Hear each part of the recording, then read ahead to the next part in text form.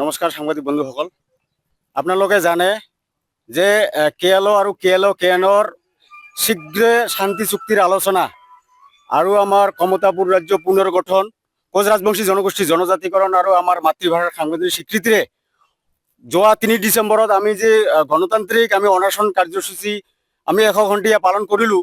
কিন্তু দেখা গ'ল কেন্দ্ৰীয় চৰকাৰ বা ৰাজ্য চৰকাৰে এই গণতান্ত্ৰিক আন্দোলনত কোনো ধৰণৰ চৰকাৰে আমাক গুৰুত্ব নিদিলে বা আমাৰ দাবীবিলাকৰ মানে সন্মান নজনালে, আমাৰ দাবীবিলাক মানি নল'লে।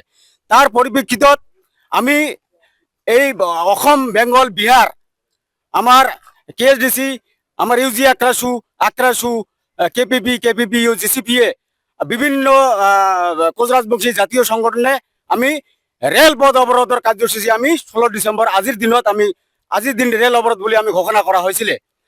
তো এই ঘোষণা আমাৰ গোটেই অসম, বেংগল, বিহাৰ আমাৰ মানুহ ৰেল লাইনত বহি গৈছে। কিন্তু যোৱাকালি আমাৰ হোম মিনিষ্টাৰী শীৰ্ষ নেতৃত্ব বিষয়া AK মিশ্ৰ ডাঙৰীয়া আমাৰ সংগঠনৰ শীৰ্ষ নেতৃত্বৰ লগত যোগাযোগ কৰে যে আমাৰ যিবিলাক কোচ ৰাজবংশীৰ জনগোষ্ঠীৰ যিবিলাক দাবী আৰু বিশেষকৈ মানে কেএলঅ আৰু কেএনঅৰ লগত যিটো শান্তি আলোচনা, এইটো দ্ৰুত শান্তি আলোচনাৰ বিষয়ে গোটেই কোচ ৰাজবংশী জনগোষ্ঠীৰ যিবিলাক আমাৰ দাবী আছে সেইবিলাক কেন্দ্ৰ চৰকাৰে 1 সপ্তাহৰ ভিতৰত আমাৰ লগত আলোচনাত মিলিত হ'ব। তো সেই গতিকে এই আলোচনাটাৰ প্ৰতি আমাৰ একদম প্ৰত্যক্ষ আমাৰ নজৰ থাকিব। এই আলোচনা যাতে চৰকাৰে আমাৰ লগত, আমাৰ কোচ ৰাজবংশী জনগোষ্ঠীৰ লগত, আমাৰ সশস্ত্ৰ সংগঠন কেএলঅৰ লগত যাতে আৰু মানে কোনো ধৰণৰ চক্ৰান্তমূলক নহয়, আলোচনাৰ প্ৰতি আমাৰ লক্ষ্য থাকিব। আলোচনা গঠনমূলক হ'ব লাগিব, আমাৰ দাবী সম্পূৰ্ণ হ'ব লাগিব।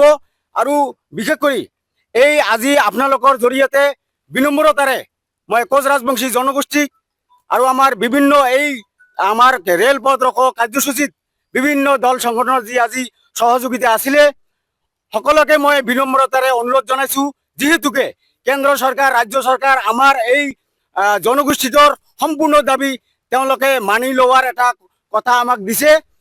অহা 7 দিনৰ ভিতৰত আমাৰ যিহেতু এটা কেএলঅৰ লগত বা আমাৰ গোটেই জাতীয় সংগঠনৰ লগত এটা আলোচনাত মিলিত হ'ব, আমাৰ জাতীয় সমস্যাবিলাক সমাধান কৰাৰ ক্ষেত্ৰত চৰকাৰে কথা দিছে। সেইকাৰণে আমি এই চৰকাৰক আমি এই আলোচনাৰ ক্ষেত্ৰতক সন্মান জনাই আজিৰ যি ৰেলপথ অৱৰোধ কাৰ্যসূচীটো আমি স্থগিত ৰাখিলোঁ। আৰু এই আমাৰ কেন্দ্ৰীয় আৰু ৰাজ্য চৰকাৰৰ যিটো শান্তি আলোচনা আৰু আমাৰ জনগোষ্ঠীৰ যিবিলাক আলোচনা, এই আলোচনা যদি ভেকভাওনা হয় আমি 7 দিনলৈকে আমি চাম।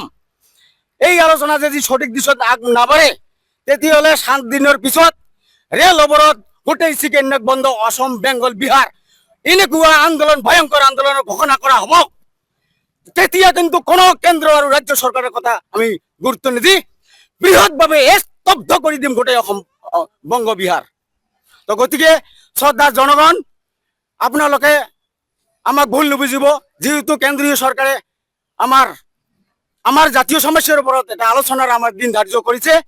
এই আলোচনাটোক আমি সন্মান জনাই আপোনালোকক আমি মানে স্বাস্থ্য হ'ব কৈছোঁ যে আপোনালোকে ধৈৰ্য ধৰক, 7টা দিন আপোনালোকে ধৈৰ্য ধৰক। ইয়াৰ পিছত যদি আমাৰ চৰকাৰে গুৰুত্ব নাদে ভয়ংকৰতকৈ ভয়ংকৰ আন্দোলন ঘোষণা কৰি আছোঁ আমি। ধন্যবাদ। যিকোনো খবৰৰ বাবে যোগাযোগ কৰক 7099017330 লগতে 7099017110 নম্বৰত।